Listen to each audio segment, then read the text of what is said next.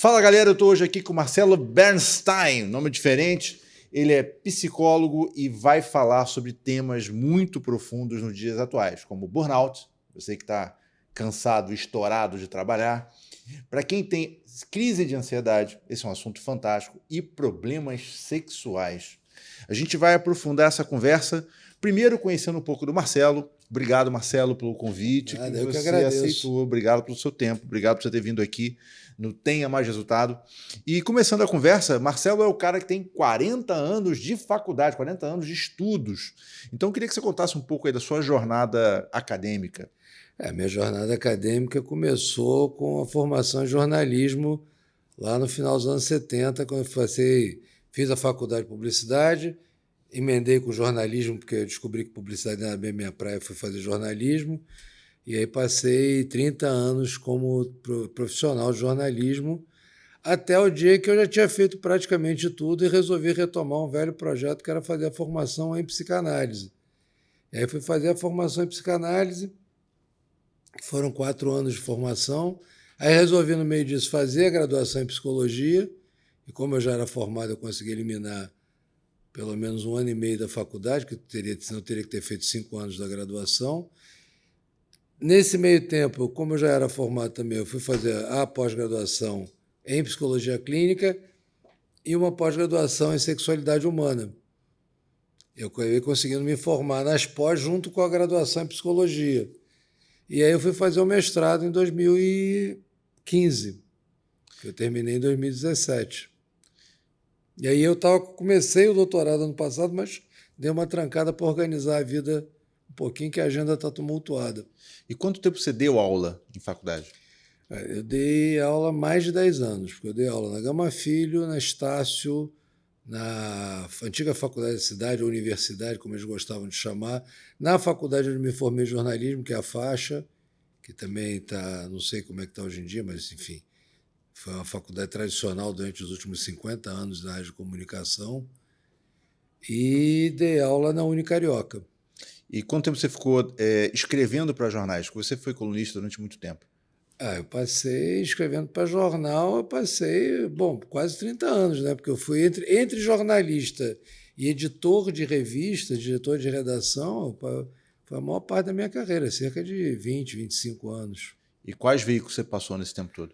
Trabalhei no Globo, trabalhei na Folha, trabalhei na Gazeta Mercantil, na revista Dados e Ideias, trabalhei no jornal DCI, que era Diário Comércio e Indústria, em São Paulo, trabalhei no Diário Popular, em São Paulo, e aí fui trabalhar em empresas americanas de tecnologia, né? Eu fui ser editor de uma revista chamada Byte, que era a edição brasileira da Byte, uma revista que estava no mercado há mais de 20 anos na época, de uma editora que é a McGraw-Hill. E depois da McGraw-Hill eu saí para a IDG, que é a International Data Group, e eu fui ser diretor de redação de uma publicação voltada para canais de distribuição de tecnologia. Então você tem uma história fantástica no jornalismo, 30 anos escrevendo para vários veículos, e de repente você estala e fala, vou mudar de carreira, vou fazer uma transição. Em que idade você tinha quando você resolveu fazer uma transição de carreira? Eu estava com cerca de 45 anos. Então, para você que tem 45 anos, ou um pouco mais, e não tem coragem para mudar de profissão, olha o exemplo que a gente tem aqui. Como é que você fez para assim, se desligar do jornalismo? Porque jornalismo é uma cachaça, né? Eu trabalho com publicidade há tantos anos e sei que é complicado você largar essa profissão. Você cria hábitos, você cria vínculos, você cria muito parecido, vou dar um exemplo meio complicado, que é o vício do cigarro, né? Que o cara está sempre ali, né? Por que ele não consegue sair do cigarro? Porque o cigarro é um ambiente onde ele fuma com outras pessoas, ele conversa com outras pessoas, e na publicidade, também no jornalismo, tem isso. Você tem as rodas de conversa, o cara não consegue sair daquilo ali porque os amigos acabam puxando. Ele tenta ir para uma outra área, mas é alguém que vai jantar, alguém que vai numa festa, alguém que, enfim, a vida social acaba trazendo ele de volta para o meio.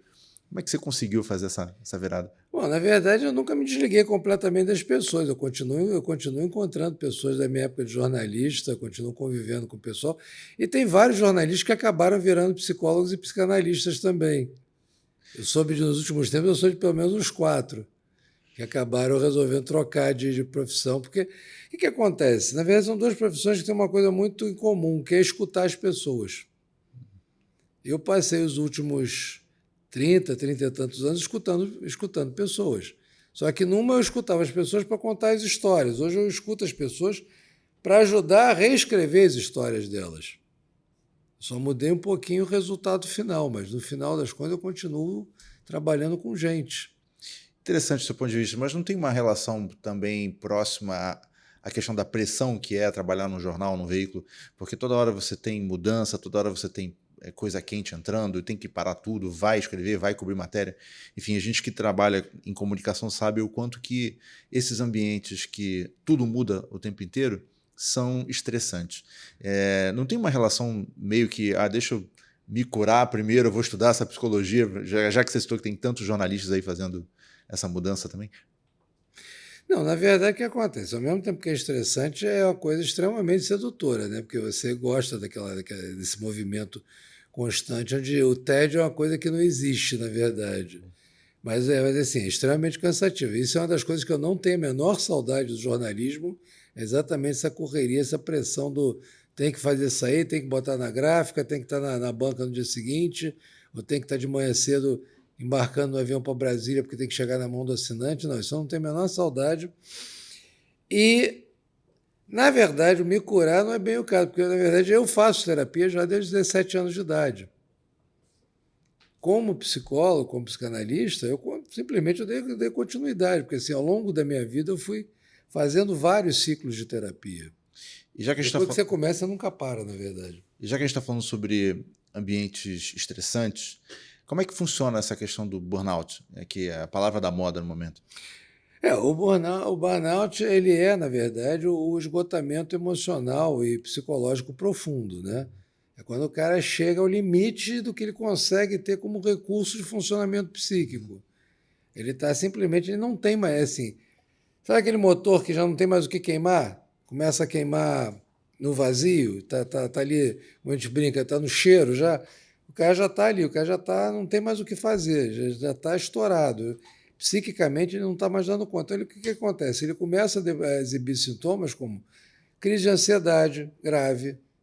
Aí da crise de ansiedade ele começa a entrar em síndrome do pânico. Da síndrome do pânico ele acaba evoluindo para depressão. E quais são os sinais que o corpo dá ou a pessoa mostra de que ela está entrando numa crise de burnout? Bom, os sinais que o corpo dá, na verdade, tem vários. O que acontece? Primeiro, você começa a faltar seguidamente, repetidamente, por adoecimentos que você começa a ter. O que acontece? Você baixa a imunidade do corpo quando você está estourado psiquicamente. Quando você baixa a imunidade do corpo, você começa a ficar vulnerável a uma série de doenças oportunistas, como gripe. Então, quando você começa a ficar gripado constantemente, e você não tem uma questão, por exemplo, alérgica de mudança de temperatura, não sei o quê, é um sinal de que algo está errado. Então, você começa a exibir sintomas como gastrite, má digestão, alguma coisa está errada. Você começa a acordar de manhã e não tem a menor vontade de levantar da cama, alguma coisa não está indo bem. Você começa a se sentir cada dia mais desanimado, e esgotado e cansado, você já está começando a exibir todo o conjunto de sintomas que leva a gente ao diagnóstico de burnout. Lembro da minha época de jornal, eu trabalhei 14 anos no Jornal Globo, né?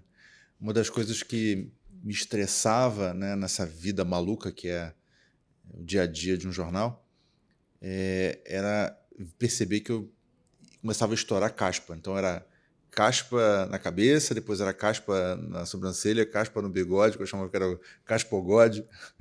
A gente começava a perceber também queda de cabelo, aí obviamente a tua mudança de humor, né? Você começa ou a engordar muito ou a emagrecer muito. Tem pessoas que emagrecem, tem pessoas que engordam, depende muito dessa questão, eu acho que hormonal.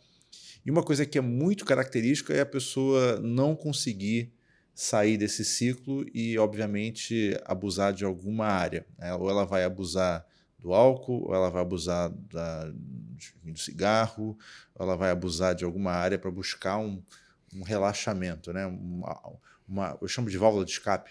Uhum. Não, é isso, é válvula de escape mesmo. Você começa a procurar mecanismos que tentem, de alguma maneira, ou anestesiar o desconforto psíquico que você está sentindo, ou, e, na verdade não é ou, e barra ou, na verdade, e trazer algum prazer para você, já que a sua vida anda tão sem prazer algum. Então você começa a descontar na comida, ou comendo muito, normalmente é mais comum o mergulhar de cara na comida, principalmente doce, porque é uma coisa que. Cara, doce, chocolate traz um prazer enorme, produz dopamina, aquilo ali é fantástico.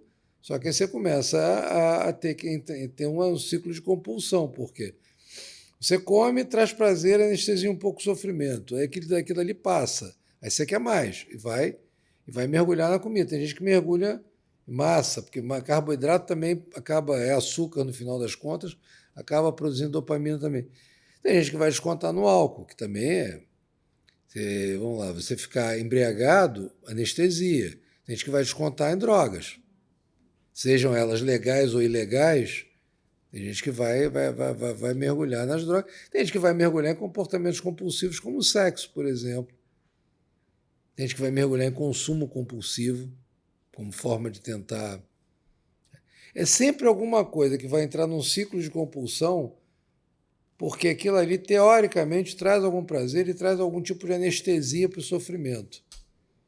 Foi por isso que você foi se especializar nessa questão sexual? Porque quando você vai estudar burnout, você vai acabar chegando nas consequências, né, desse problema, ou seja, o cara acaba abusando de alguma área. E como é que você caiu nessa questão de estudo da sexualidade? Não, na verdade, assim, como eu caí, porque assim, a questão da sexualidade tem a ver, é uma coisa que sempre me interessou muito, porque assim, dentro do comportamento humano é uma das áreas muito pouco tratadas, na verdade, porque o pessoal de saúde mental ainda tem muita trava em relação a isso, porque a gente carrega uma educação cheia de preconceitos. A gente ainda é resultado, produto de uma educação ainda com várias travas educacionais, com várias travas de preconceito. Então, mesmo o pessoal de saúde mental, que deveria ter a capacidade de isolar os seus preconceitos na hora de tratar os pacientes, nem sempre consegue fazer isso. E acaba não conseguindo ajudar o paciente a lidar com questões da sua sexualidade. Sejam elas questões da sexualidade, sejam disfunções sexuais provocadas por situações como ansiedade de performance, carência, enfim, tem N situações, neurose obsessiva, o cara querer ser sempre perfeito, ficar tão preocupado de não falhar que acaba falhando, enfim. E aí eu fui tentar entender um pouco mais dessa área, porque isso está completamente conectado ao resto do comportamento humano. Porque quando acontece algo na área da sexualidade, ele está sinalizando alguma coisa que não está indo bem no resto. Porque uma das formas que o seu funcionamento psíquico e o seu corpo tende a apontar, tipo assim, ó, cara, você não está bem. E aí você presta atenção, porque quando a sua vida sexual começa a não funcionar direito, você começa a prestar atenção. Você pode não prestar atenção porque está comendo muito, mas se a sua vida sexual vai mal, você presta atenção. Às vezes o cara acha que ou a pessoa, né, vou botar aqui, independente se é homem ou mulher, acha que tá tudo bem, né? E algumas pessoas vão para falsa aparência, né? E algumas vão para o vício, não? O consumo exacerbado, seja na prostituição, seja na própria vida de solteiro exacerbado, seja troca de casais, troca de parceiros, enfim. Como é que você enxerga o que muitas vezes pode ser um comportamento natural como algo que seja doença? Vamos lá. Tudo que é patológico, ou seja, tudo que você não consegue mais controlar e está no extremo, é doença. Aquilo que você faz, que você consegue ter um certo nível de controle e você se sente bem com aquilo, em psicanálise, a gente considera como normal. Por quê? Se o paciente ou a pessoa não exibe nenhum desconforto psíquico ali, ele não tem que ser tratado. Porque a gente trata quando alguém traz desconforto ou traz a dor. Porque é sinal que algo não está funcionando bem na vida dele. Quando a pessoa começa a trazer a coisa de eu não consigo ter uma parceira só, não consigo me fixar numa relação afetiva, não consigo ter prazer no sexo tradicional, aí você começa a tentar entender desde quando isso acontece. Se é uma coisa eventual, ok. Se não, se é uma coisa constante, regular, repetitiva, solteiro, vamos lá. O cara aqui só entende de conseguir, de achar que ser solteiro é ter uma vida onde ele vai ficar saltando de uma cama para outra o tempo todo, ele tem uma questão nitidamente com relações afetivas que não estão funcionando. Ele tem uma dificuldade de se conectar com outras pessoas.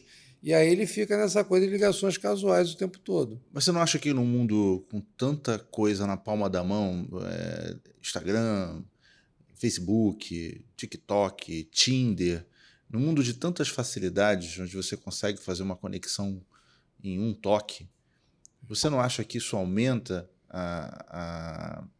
de alguma maneira, esse tipo de comportamento?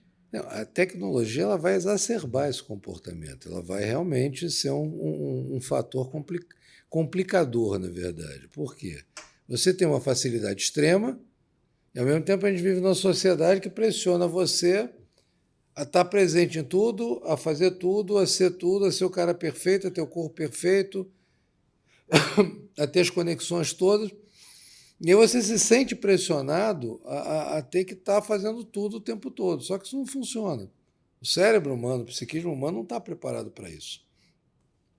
E aí a disponibilidade excessiva, redes sociais. E redes sociais tem um problema, né? Todo mundo está sempre maravilhoso nas redes sociais, né? Ninguém aparece deprimido. Então o cara fica assim, pô, mas esse cara está bem e tal, tem que estar bem. Só que ele não dá conta, mas aí também ele não quer mostrar que está mal. E aí começa todo o ciclo de compulsão e vai, quer dizer, quem tem alguma tendência a mergulhar num processo compulsivo vai acabar mergulhando. Tanto na questão sexual que a gente está citando, mas como também na questão do jogo, né?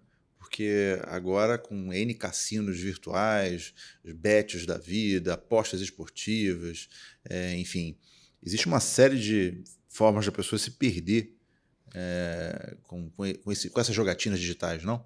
Na jogatina digital é um negócio muito complicado, porque se você tem tendência à compulsão, e compulsão para o jogo é uma coisa que já existe há muito, muito, muito tempo, é uma das coisas que é uma das formas de compulsão que a gente conhece, só que antigamente o cara tinha que ir até o jogo, ele ia até um cassino clandestino, ou ia jogar o que era o mais comum, jogar nos cavalinhos, né? Que ele ia para o jockey, e a gente já viu muita fortuna, embora ali no jockey as pessoas jogavam até o dinheiro ir embora, até a casa ir embora, o carro ir embora e a família largar do sujeito. Com essa facilidade toda, é muito mais fácil você acabar mergulhando numa coisa, porque você sempre vai achar que você vai se dar bem na jogada seguinte. A mesma coisa acontece com compras, concorda comigo? Porque agora é muito mais fácil você fazer uma compra online, com 2 cliques, você passa um cartão de crédito, você consegue também fazer compras internacionais, receber de outros países, nessas importações simples. Quantas mulheres não compram na Shein, quantos homens não fazem compras de produtos para os seus automóveis, enfim. Hoje comprar através, sei lá, do Mercado Livre ou qualquer outro canal é muito simples, concorda? Não, extremamente simples. Antes que eu tinha uma paciente que um dos problemas que ela tinha é que ela era viciada em Shopee. Ela não conseguia ficar sem comprar na Shopee uma semana que fosse. Resultado, ela quase que estourou as finanças dela. E fazia parte da terapia dela exatamente controlar a compulsão por consumo. E eu tive uma outra paciente que realmente estourou as finanças da família inteira. Ela estourou os cartões dela, os da mãe, ainda conseguiu pegar os da irmã, enfim. Mas essa daí fala assim, que ao mesmo tempo que tinha compra online, ela tinha o prazer de fazer isso pessoalmente. Assim, eu me sinto poderosa quando eu estou com a mão cheia de sacola. Também tem esse aspecto lúdico da compulsão. Mas realmente tem essa facilidade. Né? Você está de bobeira, deixa eu dar uma olhada no Mercado Livre aqui. Deixa eu ver o que tem de interessante. Aí você acaba comprando um monte de tranqueira que você jura que precisava daquilo. Aí você precisa respirar a fundo, pensar 2 vezes assim, cara, tem que comprar isso mesmo, jura? Tem que entrar na Amazon para comprar isso agora? Preciso disso? E falando em outro vício que a internet também facilita, que é o vício da comida, você deve ter visto aquele filme A Baleia, né? Onde, de uma forma inconsciente ou consciente, eu não tenho capacidade para julgar, talvez você possa falar melhor sobre isso, o ator ali no personagem resolve se matar através do excesso de comida. Um processo claro e evidente de culpa, né? Ele entra num processo de culpa e o processo de culpa entra na depressão e na depressão ele se afunda no alimento. Hoje, com uma série de aplicativos de comida, iFood, Rappi, enfim. Hoje, você fazer um pedido é muito simples, né? Talvez você percebe algum aumento de Olha, normalmente a compulsão casos? por comida, tudo bem, o iFood facilita para burro você ficar comendo bobagem o dia inteiro, porque o problema é esse. Com o iFood você passa, se quiser passar hambúrguer o dia inteiro, você passa. Vai ganhar pelo menos aí uns 30 quilos ao longo da semana, com certeza. Mas tem a coisa também do mergulhar na comida independente do aplicativo. Porque assim, a compulsão por comida, você vai reparar, esse tipo de paciente, esse tipo de pessoa está sempre com a geladeira cheia. Porque o cara precisa comer, o cara, assim, aquilo ali é fundamental para ele não surtar de alguma maneira. Só que ele, assim, não surtar de um lado e você acaba surtando de outro. No caso do personagem da baleia, ele é muito parecido com um filme que o Nicolas Cage fez há muitos anos atrás, em que ele tentava se suicidar bebendo. Ele ia para Las Vegas e tentava se matar tomando o maior porre da vida dele. Ele ia beber até morrer. E era uma coisa compulsiva. E ele acabava envolvendo uma outra pessoa, que era uma outra personagem, que acabava entrando, tentando ajudar, e acabava entrando na mesma compulsão que ele. Você acha que esse período de pandemia que a gente viveu, 2020, 2021, aumentou esses casos de processos depressivos, enfim, que venham gerar esse tipo de problema? Seja no álcool, seja na comida, ou qualquer outro tipo de problema psicológico? Aumentou e aumentou muito, porque o isolamento que foi necessário para evitar que as pessoas morressem de Covid também disparou uma série de processos de isolamento emocional. Pessoas que ficaram isoladas das famílias, pessoas que ficaram isoladas dos filhos, avós que ficaram isoladas, tem pessoas mais idosas, que também. Essa é uma faixa de público onde a depressão e a ansiedade cresceu absurdamente, que a gente está vendo isso no pós-pandemia. Então, assim, a gente tem estatísticas de que durante a pandemia as crises de ansiedade e os índices de depressão subiram em cerca de 50%. Eita. Hoje, a estimativa do Ministério da Saúde no Brasil e do OMS é que 1 em cada 4 pessoas sofre de ansiedade. E a depressão a gente não consegue ter, assim, consegue ter um número mais ou menos, porque a depressão é uma doença silenciosa, as pessoas não se tocam, a não ser quando já estão muito, muito ruins, e muita gente não admite estar deprimido. Acha que, não, eu estou só triste, não é bobagem, toma um remedinho aqui e tal. Isso é falta de força de vontade. Não, não é. Você tá emburacando um processo depressivo e tem que prestar atenção. Quais são os sinais que a pessoa tem que prestar atenção, doutor? Em relação a quê? A ansiedade ou a Primeiro a depressão? Ansiedade, depois você entra na depressão. Bom, a ansiedade, o primeiro sinal que você tem é cada vez que você chega em alguma situação ou vai encarar alguma situação em que você começa a ter dificuldade de respirar, você começa a sentir um aperto no peito, você começa a ter sudorese, ou seja, você começa a suar abundantemente e você sente o seu batimento cardíaco acelerar, você está tendo uma crise de ansiedade. Dependendo do grau que isso se manifesta, vai do leve ao grave.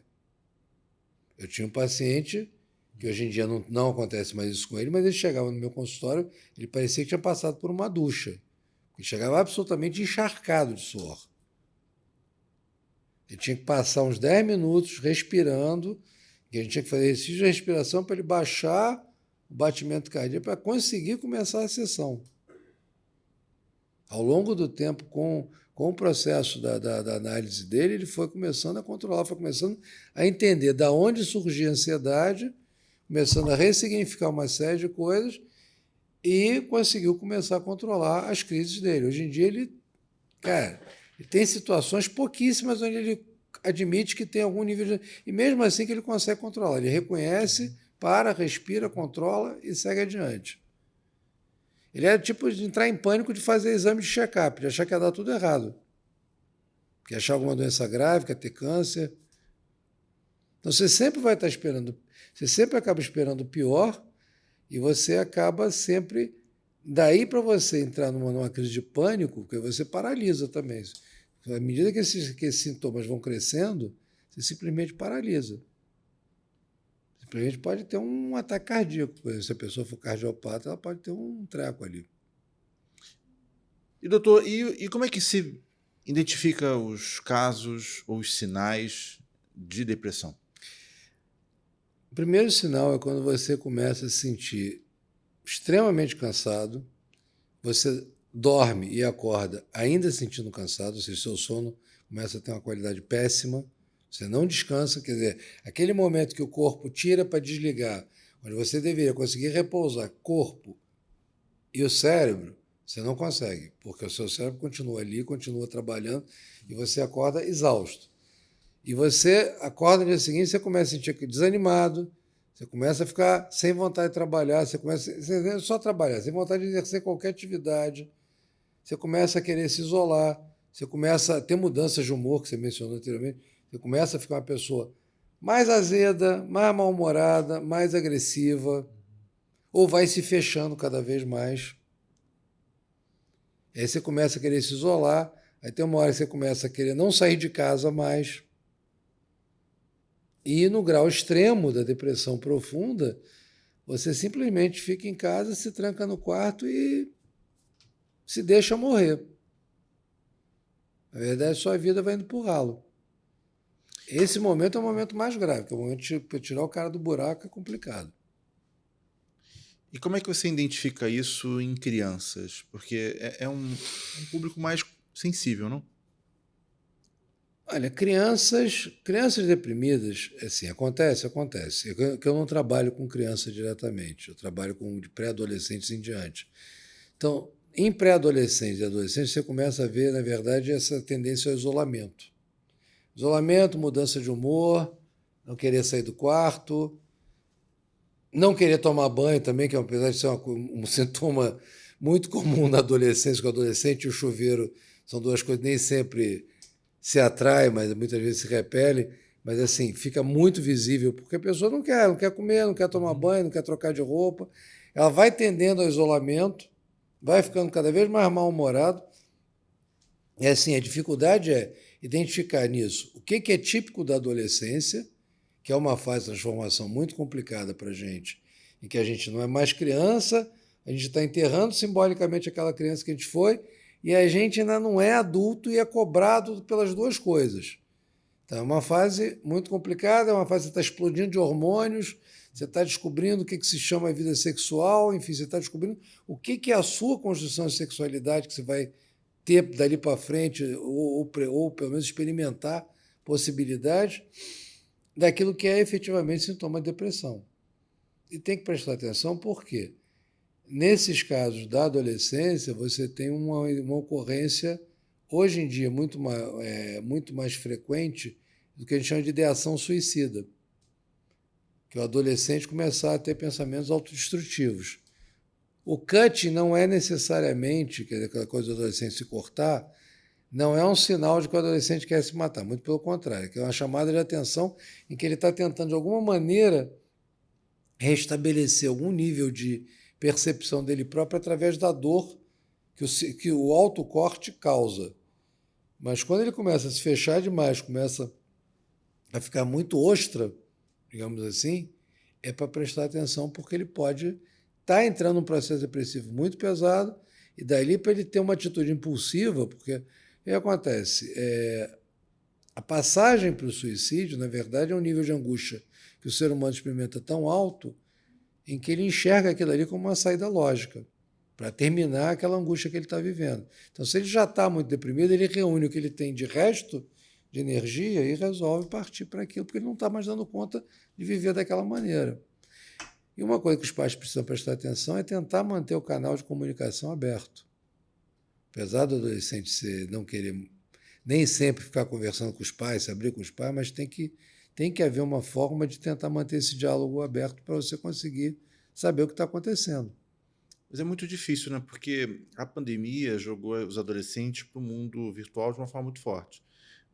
Os jogos eletrônicos foram o canal de escape, né? Era o único lugar onde o adolescente podia ali conversar com pessoas, né? Porque eles ficam de fone conversando com vários indivíduos ali, alguns são amigos, outros não são. E alguns jogos eles têm um aspecto de violência, outros jogos têm uma questão lúdica, né?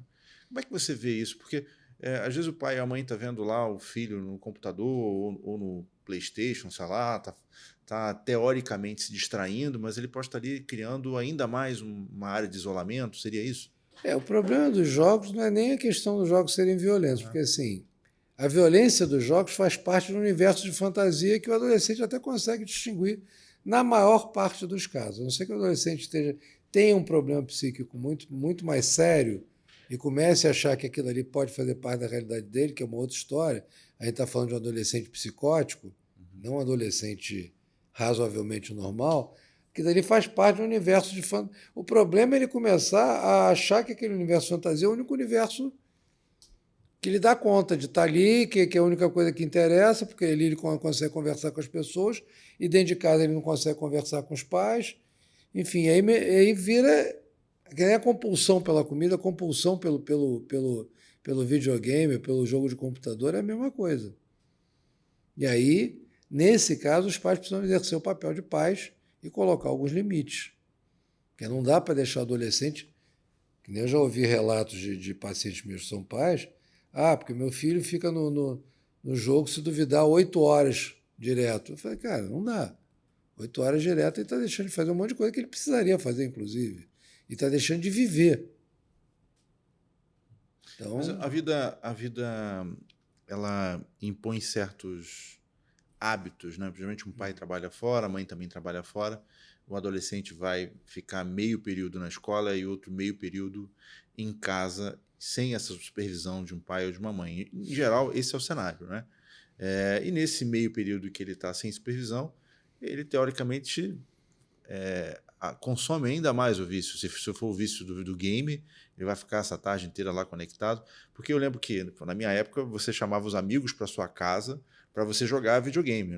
Né? Não tinha jogo online, você não conversava com ninguém online.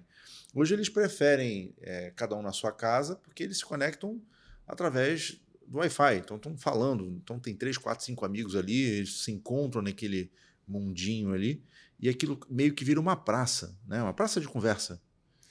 de certa maneira, é uma coisa que a gente fazia na minha época, a gente ia encontrar com o pessoal da rua do lado, que era uma rua sem saída, que é onde reunia a turma toda, e a gente passava. Mas aquilo ali era mais saudável. Por quê? Aquilo ali você, numa situação como convidar os amigos, você está socializando, você está interagindo, você está com gente real ali. Você está tendo que lidar com gente de carne e osso, não com figuras virtuais que você não sabe. Quer dizer, alguns você sabe que são seus amigos. Agora, outras pessoas que entram ali no jogo, você não tem a menor ideia quem são, onde estão, se são o que dizem de fato, inclusive, porque essa coisa da internet, qualquer um pode ser o que quiser. Inclusive, isso tem um aspecto extremamente complicado para adolescentes e crianças, porque você pode acabar caindo vítima de um pedófilo numa dessas, que é um campo de caça para pedófilos, esses lugares onde os adolescentes estão no mundo virtual, com certeza. Mas a questão é a seguinte, os pais precisam ter alguma forma de conseguir exercer esse controle. Mas não é uma decisão muito complicada, porque se o pai isola a criança, ou seja, não dá videogame, não dá celular, não dá tablet, ela está isolando a criança do mundo tecnológico.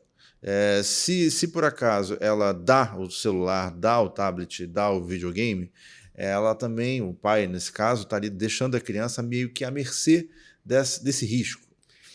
Então o equilíbrio disso é muito difícil, não? Não, pois é, o equilíbrio é difícil e ser pai não é fácil, de fato.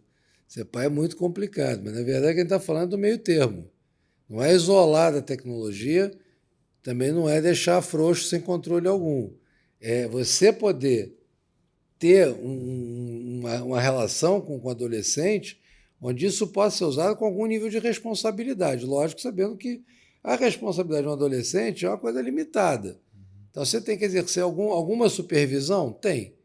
Mas se você consegue estabelecer uma relação onde aquilo ali tem uma estruturada em cima de uma base de confiança e diálogo, você consegue que o adolescente consiga exercitar e ele vai achar interessante poder exercitar uma certa liberdade e uma certa responsabilidade sobre aquilo. Lógico, vai de vez em quando vai pisar na bola, vai se exceder, vai ficar tempo demais, vai acontecer. Mas assim, não é fácil, não é, mas é possível. Eu fui criado, eu cresci, minha irmã e meus pais trabalhavam fora direto. E, no entanto, a gente conseguiu.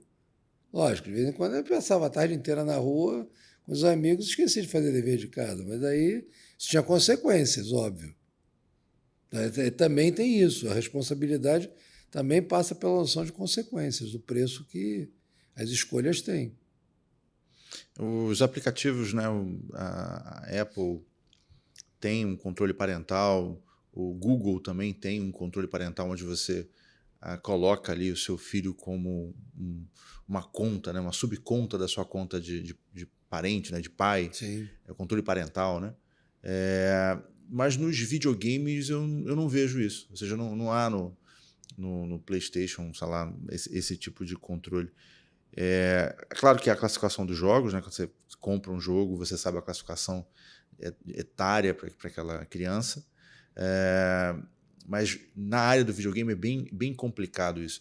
Eu vejo que cada vez mais crianças jogam, desde pequenininhas, jogos onde elas têm um avatar. O mais famoso é o Roblox, né, que é um perfil que a criança cria, mas ela não pode dialogar com outras crianças, então há uma certa proteção. Mas desde pequenininho a criança já, vou botar de 5, 6, 4 anos, ela já aprende a ter um personagem virtual, a ter um avatar para entrar num mundo qualquer. E a pandemia empurrou as crianças para essas praças. Você não acha que futuramente seja mais difícil controlar esse tipo de coisa, já que as crianças que têm 4, 5, 6, 7 anos jogam todos esses jogos onde elas têm um perfil fake? Entende? A separação do que é virtual, do que é físico. As crianças, elas usam, consomem vídeos como ninguém, vídeos no YouTube, vídeos no TikTok, vídeos em todas as plataformas. Como é que você vê isso? Porque é difícil você, como pai, obviamente, controlar esse consumo quando o consumo está em todos os lugares. Na verdade, o que acontece? Nunca foi fácil. Educar criança, educar adolescente nunca foi fácil, mesmo quando a gente não tinha tanta tecnologia à disposição e mesmo quando a gente não tem gerações que já nascem conectadas. Eles nascem com uma facilidade para o uso da tecnologia absurda. Assim, eu vejo, assim, eu trabalhei como jornalista de tecnologia há muitos anos, eu não consigo ter a facilidade que a molecada tem para lidar com tecnologia. E olha que eu me considero um sujeito razoavelmente esperto nessa área. Na verdade, não é o controle, como a gente falava antigamente, controlar. Na verdade, é construir uma relação baseada em confiança e responsabilidade. Porque você tem que dar à criança e ao adolescente a noção de que, assim, ok, você tem esse grau de liberdade e você tem que ter responsabilidade, porque isso aqui tem consequências. Cada escolha que você fizer tem um preço. Então você aprende, você começa a aprender desde cedo que a sua liberdade tem preço. As escolhas que você fizer vão se desdobrar em outras coisas. Podem fazer sentido e podem dar resultados legais e podem dar errado e você ter que lidar com as consequências do dar errado. Porque, assim, evitar que as crianças consumam esse monte de produtos virtuais, não vai evitar. Não vai evitar, até porque a nossa sociedade joga para isso, o modo de produção econômica do planeta hoje vigente joga para isso, ele precisa disso, ele precisa alimentar esse consumo, ele precisa gerar... Enfim, o que dá para você estruturar é uma relação parental onde existe a confiança, existe responsabilidade e existe diálogo. Isso exige muito mais presença parental do que simplesmente querer controlar como os pais faziam antigamente. É muito menos a questão policial parental e muito mais uma questão de supervisão, digamos assim. Desafio enorme, né? Porque cada vez mais você tem casais separados, onde os filhos têm menos contato com seus pais, vamos dizer assim, ou dividem uma parte com o pai, uma parte com a mãe. Então, o desafio de ter esse tipo de diálogo, ter esse tipo de vou chamar de controle, mas eu acho que a palavra certa não é bem controle, seria supervisão, né, como você citou, se torna mais difícil, né? Não, casais separados, então, pós-pandemia, então, assim, muito mais, né? Porque depois da pandemia os casais explodiram. Boa parte deles que descobriram que o ser humano não consegue suportar a convivência excessiva 24/7, 365 dias no ano, foram 3 anos de convivência forçada ali. Muito casamento foi por vinagre no meio tempo. Eu atendo casais também, lido com casais eventualmente, não. Assim, eu reduzo o número de casais que eu atendo, porque são atendimentos muito cansativos e muito complexos, mas assim, deu para ter um pulso dessa coisa no pós-pandemia, do nível de queixa que chega no consultório, tanto individualmente quanto como casal em si, dos processos de relacionamento explodindo.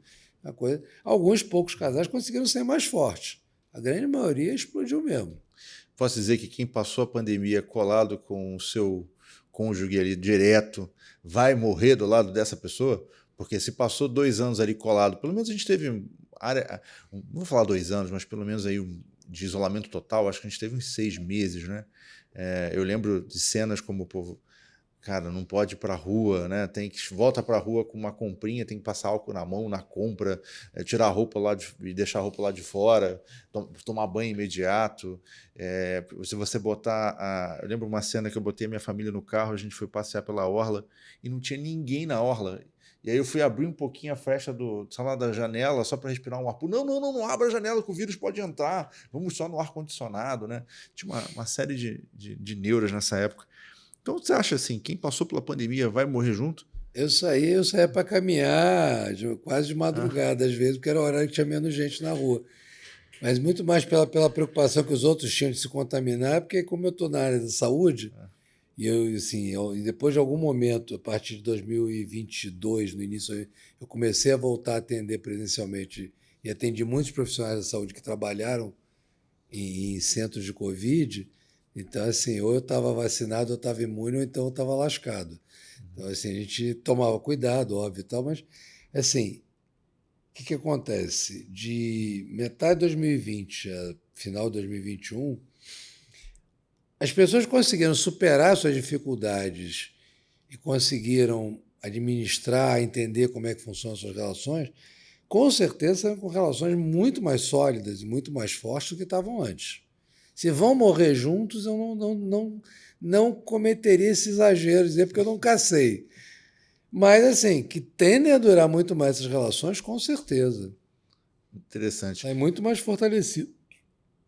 E como é que você vê os idosos que sobreviveram a essa... Porque era uma coisa curiosa, a gente abria a televisão, os idosos estão morrendo, os idosos estão morrendo, os números de idosos... Enfim, eu só via falando de morte dos idosos e morte das pessoas que têm algum tipo de doença grave. Como é que você vê a cabeça dos idosos no Os idosos pós-pandemia? ficam com a cabeça muito bagunçada, porque é exatamente o que eu estava falando mais cedo. Parte desse público que a gente aferiu os índices de depressão, parte desse público são idosos. Entre os idosos, os índices de depressão e ansiedade subiram muito. Primeiro, porque muitos foram colocados em isolamento forçado pelas suas famílias. Então, não conseguiram ter contato humano com praticamente ninguém. Então, saíram da pandemia com uma sensação de solidão muito grande. E muitos continuaram sendo controlados, não pode fazer isso, não pode aquilo, mesmo depois do fim da pandemia, né? Então, assim, se sentem sob um controle, uma vigilância severa dos filhos, que aí passa a ser o fenômeno contrário. Em vez de os pais vigiarem os filhos passaram a vigiar os pais. E muitos ficaram com medo, simplesmente. Muitos eram absolutamente paranoicos da pandemia. De tudo poder se contaminar, tudo. E aí o índice de depressão sobe. Então você tem muito idoso deprimido, muito idoso com crise de ansiedade. E idosos que muitos perderam parentes próximos, perderam cônjuges, perderam pessoas conhecidas. E você considerando que a gente entra numa fase a partir dos 50 anos, onde, como dizia um conhecido meu, a gente passa a frequentar muito mais funeral do que casamento, você tem um evento como a pandemia, onde você perde um monte de gente, você não tem tempo para processar essa perda, não tem tempo para viver o luto, estão começando a viver o luto agora. E vivendo o luto de uma maneira... Então, muitos idosos começaram a procurar terapia, que era uma coisa que era muito mais difícil de acontecer antes. Porque os idosos eram muito mais resistentes à terapia, tipo assim, já estou velho, o que vai adiantar? Você tem pouco tempo de vida mesmo. Você vê que eles procuram, começam a descobrir outros sentidos para a vida, começam... Cara, tem uma transformação imensa nisso. E é um trabalho muito legal de ver. Como eu digo, quando eu fico brincando, as minhas velhinhas começam a ficar mais agitadas, começam a voltar à vida, começam a sair. E como é que funciona assim o teu trabalho? A pessoa chega lá, ela tem aquele cenário típico, né? Vou sentar no divã, vou deitar numa chaise, sei lá. Como é que na prática? Como é que funciona? Não, o divã existe, de fato, porque ele é extremamente confortável. Ele é assim, é versão no sofá, só que é muito mais confortável. Se a pessoa quer sentar ou quer deitar, é a escolha dela. Grande maioria esmagadora dos meus pacientes gosta de ficar sentado olhando para mim. Eu não me incomodo em nada com isso, muito pelo contrário. Acho até bastante interessante poder observar ao longo da sessão todas as reações que a pessoa exibe, as caretas, as expressões faciais, as coisas que o corpo